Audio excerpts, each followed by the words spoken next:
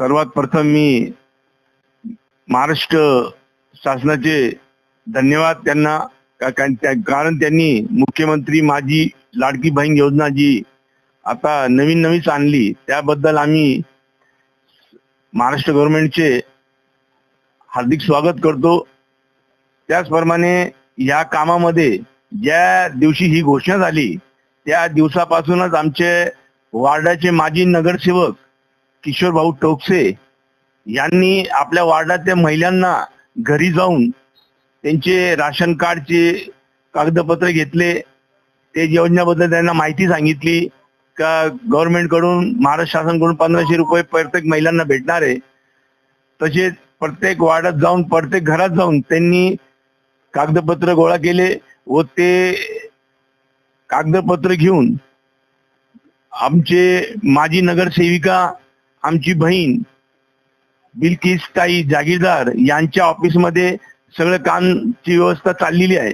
मी सर्व महिलांना विनंती करतो, वार्डाच्या सर्व महिलांना विनंती करतो का आपले जे कागदपत्र आहे कुपन ते आपण किशोर भाऊ टोकसे त्याचप्रमाणे सय्यद बाबा उरुस कमिटीचे सर्व सभासदांकडे त्यांच्याशी संपर्क साधावा। त्याचप्रमाणे आमचे नाजिमभाई जागीरदार डेन न्यूजचे मालक व त्याचप्रमाणे आसिफभाई बेग, त्याचप्रमाणे आमचे जबीरभाई जानी यांच्याशी आपण संपर्क साधावा। आपल्याला कोणतीही अडचण आली तर आम्ही त्या अडचणीला आपल्यासाठी उभे राहू। त्याचप्रमाणे आपण जे कागदपत्र जमा करणार आहे त्याच्यामध्ये प्रथमतः आपला राशन कार्ड, त्याचप्रमाणे आधार कार्ड, त्याचप्रमाणे आपल्या बँकेची पासबुक, इतर कागदपत्र जे लागतील ती आपली व्यवस्था आपण या ऑफिसला बिल्किस ताई जागीरदार यांच्या ऑफिसला जमा करावी। व सर्वांना मी विनंती करतो का काही घाई करू नका, कोणाला जास्त पैसे देऊ नका। ही योजना सरकारने आणली ती खूप छान योजना आहे, पण कोणत्या एजंट मार्फत कोणी 2000, कोणी 5000, कोणी 500, कोणी 1000 रुपये मागत असेल अशा लोकांना आमच्याशी संपर्क साधावा। एवढंच बोलून माझे मी 2 शब्द संपवतो। जय हिंद, जय महाराष्ट्र। यापुढे आमचे किशोर भाऊ टोकसे माजी नगरसेवक यांना मी विनंती करतो की त्यांनी 2 शब्द आपले मनोगत व्यक्त करावे। पावसाळी अधिवेशनामध्ये महाराष्ट्र शासनाने जी सर्वानुमते योजना मंजूर केली, माझी लाडकी बहिणा, ही योजना महिलांच्यासाठी, प्रत्येक महिलांसाठी दरमहा 1500 रुपये ह्याप्रमाणे महाराष्ट्र राज्य शासन देणार आहे। त्यापूर्वी प्रत्येक महिलांनी जे जे कागदपत्र महाराष्ट्र राज्य शासनाने सांगितलेले आपण त्या कागदपत्राची पूर्तता जर व्यवस्थित आपण करून जर दिली तरच त्या योजनेचा आपल्याला व्यवस्थित लाभ घेता येईल। अन्यथा आपण कागदपत्र अपूर्ण जर राहिले तर आपण त्या योजनेपासून वंचित राहू। त्याच्यासाठी आपण सर्वप्रथम आपल्या रेशन कार्डवरील जे प्रमुख व्यक्ती आहे त्याचं वार्षिक उत्पन्नाचा दाखला आपण सर्वप्रथम काढला पाहिजे।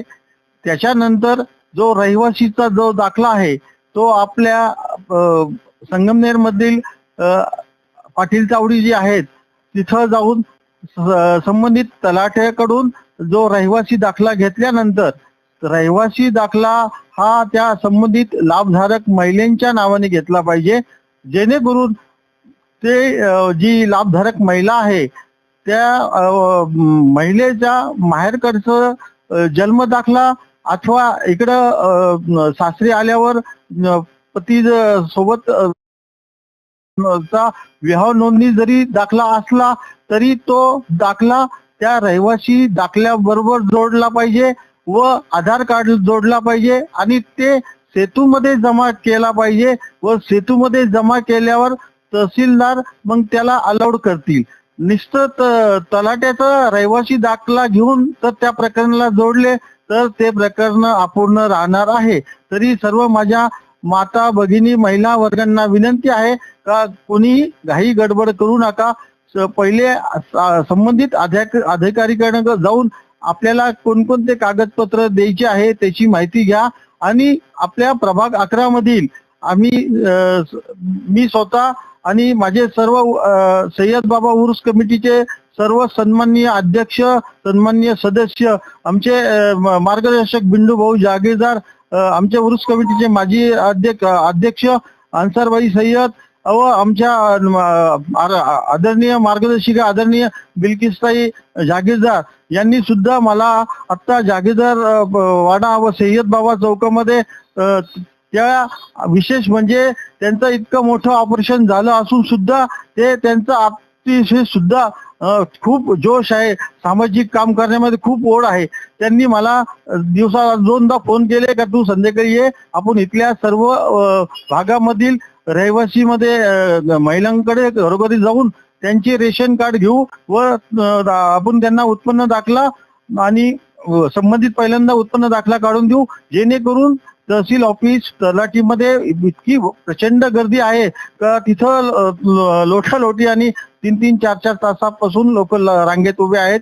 त्याच्यामुळे आपण लोकांना थोडं सुलभतेने होईल म्हणून आपण त्यांना थोडं घर बसल्या आपण उत्पन्नाचा दाखला काढून देऊ.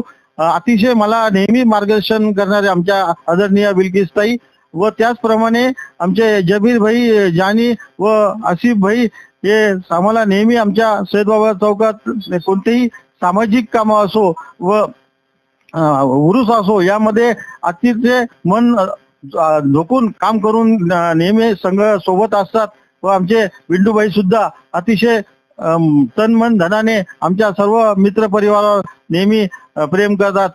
यापुढे सुद्धा सर्व